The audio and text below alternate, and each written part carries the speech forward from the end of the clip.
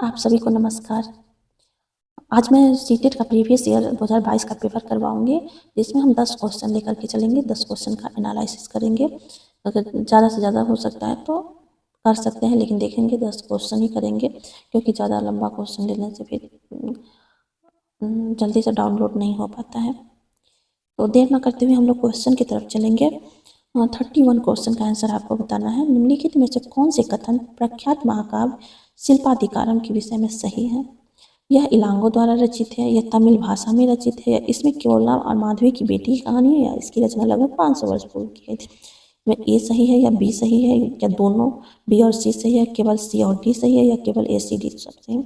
आपको बता दें इसमें ए और बी सही है, क्योंकि वह इलांगो द्वारा रचित है और वह तमिल भाषा में रचित है। ये तमिल का कहानी दिया गया है। इसमें एक व्यापारी जो रहता है, जो माधवी नामक नर्तकी से प्रेम कर बैठता है और उसका शादी हो चुका होता है। तो इसमें आपको बता दें कि इसका आंसर हो जाएगा ए और बी। फिर 32 देखेंगे। कन्नौज पर नियंत्रण के लिए निम्नलिखित राजनीतिक शक्तियों में से कौन से त्रिपक्षीय संघर्ष के 3 पक्ष थे? कौन कौन, जब कन्नौज पर नियंत्रण हो रहा था तो उसमें कौन 3 पक्ष जो थे, 3 पक्ष जिसमें संघर्ष चल रहा था, वो आपको बताना है। फर्स्ट है गुर्जर प्रतिहार, राष्ट्रकूट और पाल। सेकेंड में है चोल, चालुक्य और पांड्य। थर्ड में है गुर्जर प्रतिहार, राष्ट्रकूट और चालुक्य। 4 में है राष्ट्रकूट, चालुक्य और पाल। इसका आंसर बता दें, मैं आपको इसका आंसर बता दूं। इसका आंसर हो जाएगा 1। गुर्जर प्रतिहार, राष्ट्रकूट और पाल, ये 3 जो शक्तियाँ थी, तीनों में संघर्ष चल रहा था। इसका जो संघर्ष का प्रमुख कारण क्या था? कन्नौज शहर पर एक मतलब अधिकार का था, और संप्रभुता का जो प्रतीक था, उसके लिए एक अधिकार के लिए सब लड़ाई कर रहे थे। 33 में अशोक के शिलालेख देश के भीतर और बाहर कई जगहों पर मिलते हैं।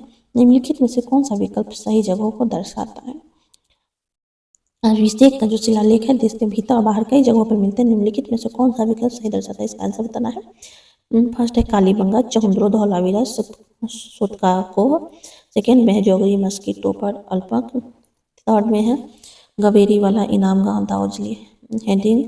फोर्थ में हुसगी, भीमबेटका, कुरनूल, पय्यमपल्ली। इसका आंसर हम आपको बता दें, 33 का हो जाएगा 2। शिलालेख जो है मिला है जौगर, मस्की, टोपरा और लंपक में। ये आपको याद रखना है, जोगरी, जोगर, मक्की, टोपरा और लंपक में यहाँ से मिला है।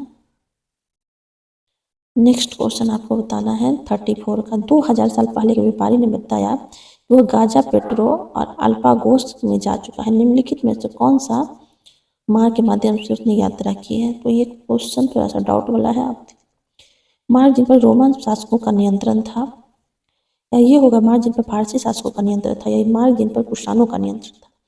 तो इसका आंसर आपको बताना है। आपको बता दें कि व्यापार राज्य अर्थव्यवस्था का रीढ़ होता है। व्यापार में जो मार्ग और गाजा, व्यापार मार्ग में गाजा जो था, पेट्रा और अल्पागोस फारस के शासकों के अधीन था। तो इसका आंसर हो जाएगा 2, फारसी शासकों के नियंत्रण में था।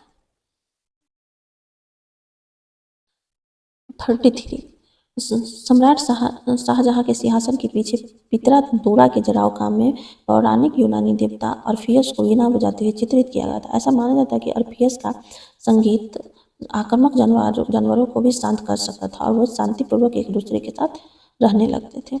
कथन है शाहजहां के सार्वजनिक सभा भवन का निर्माण एक ऐसी दुनिया के निर्माण को सूचित करता है जहाँ सभी सद्भावना के साथ रह सकेंगे।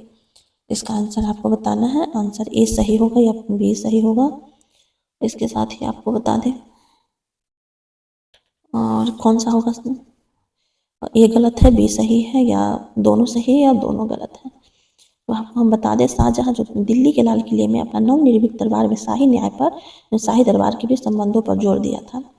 माना जाता है कि सम्राट का सिंहासन पित्राडोरा की श्रृंखला कलाकृति से निर्मित थी, जो पौराणिक ग्रीक देवता अर्फियस के पीछे प्लूटो बजाते दिखाए गए थे। तो इसका आंसर आपको बता दें, दोनों सही हो जाएगा।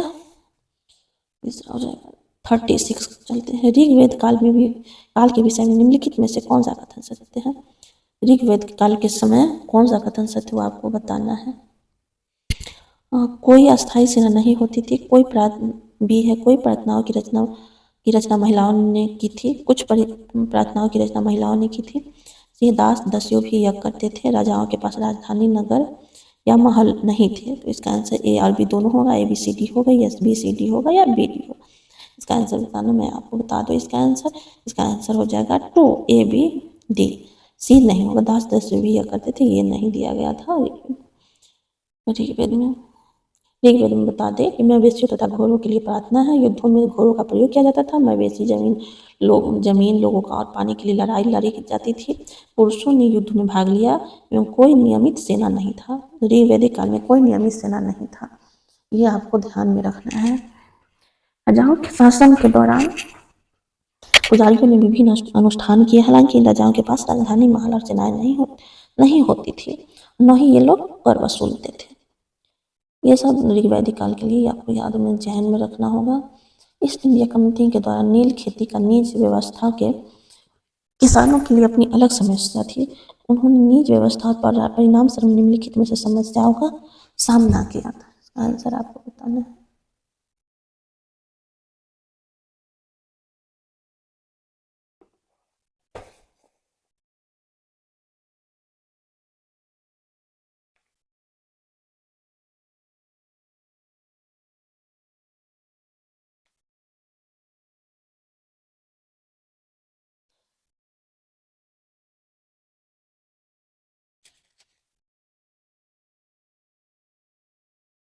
जो नील की फैक्ट्री के आसपास रहते थे उनकी जमीनों में हटवा दिया गया था। दूसरा है, उन्हें अपनी जमीन के 1/4 हिस्सों में नील की खेती करने के लिए मजबूर किया गया था। तीसरा है, अनुबंधों ने उन्हें अग्रिम धन को दिलाया था, परंतु उनके ऋण बढ़ते रहे। ग्राम प्रमुख उन्हें अनुबंध करने के लिए मजबूर करते रहे। इसका आंसर आपको 39 का बताना है, क्या हो जाएगा? 38 का।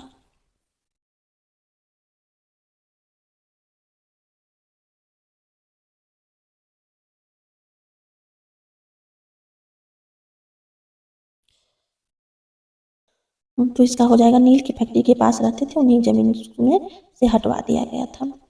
31 हो जाएगा इसका आंसर। नील कारखाने के आसपास की भूमि के पट्टी पर देने का प्रयास किया जाता था। साथ ही किसानों को क्षेत्र से मतलब बेदखल कर दिया गया था और हमेशा संघर्ष व तनाव होता था। 39 का क्वेश्चन आपको बताना है, निम्नलिखित में से किसने स्त्री पुरुष तुलना नाम से एक किताब प्रकाशित की, जिसमें पुरुष और महिलाओं के बीच मौजूद सामाजिक फर्कों की आलोचना की गई थी? इसका पंडित रामाबाई, सावित्री बाई फुले, ईश्वर चंद्र विद्यासागर या ताराबाई सिंह? तो आपको मैं बता दूँ 39 का हो जाएगा 4। ताराबाई शिंदे ने स्त्री पुरुष तुलना नामक पुस्तक प्रकाशित किया था।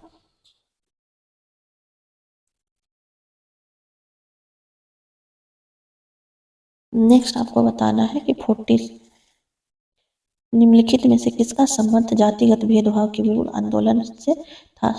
सनातन धर्म सभा, भारत धर्म एवं महामंडल, या सतनामी आंदोलन, या ब्राह्मण सभा? 40 का आंसर आपको बताना है।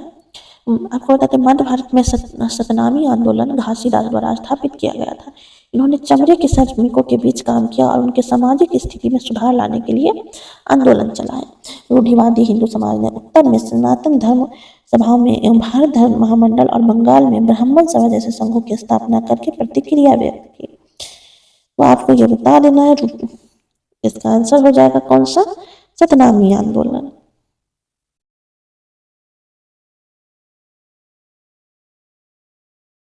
तो 10 क्वेश्चन आज मैं सॉल्व कर दिए, फिर नेक्स्ट क्लास में देखूंगी। तब तक के लिए आप लोग अच्छे से अपना प्रिपरेशन करते रहें। आपको मेरे साथ बने रहने के लिए बहुत बहुत धन्यवाद। चैनल पर नया है तो चैनल को लाइक, सब्सक्राइब और शेयर कर दीजिएगा प्लीज़।